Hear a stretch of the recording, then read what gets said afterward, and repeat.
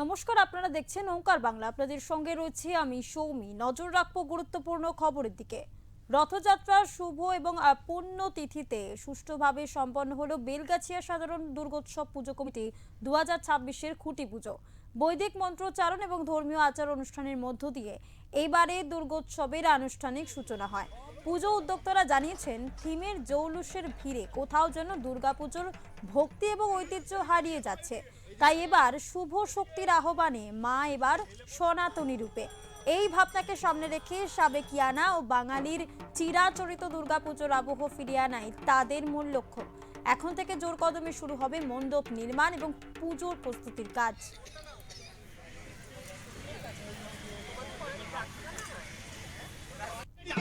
আমার বাঁ দিক তো আচ্ছা ডান দিকে হয়নি সোজা হবে আরো সোজা হবে আরেকটু যাবে এদিকে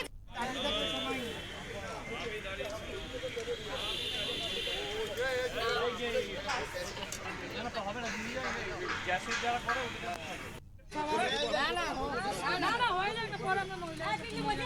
হাত বাড়াবেন না। এদিকে এদিকে সব ও গাঢ় হয়ে যাচ্ছে ওই যে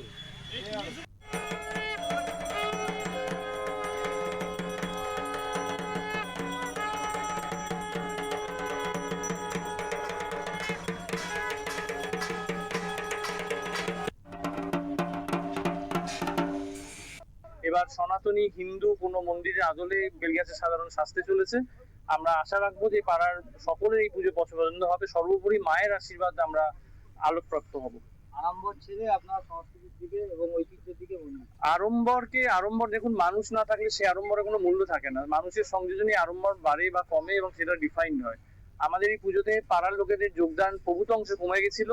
যে আপনারা দেখতে পাচ্ছেন এইমাত্র খুঁটি পুজো শেষ হলো 2026-এর, কি পরিমাণে পাড়ার লোক এখানে এসেছে। তাদেরকে আমরা কেউ সেইভাবে নিয়ে আসিনি, তারা মুখে মুখে কথা ছড়িয়েছে এবং তারা এখানে হাজির হয়েছে।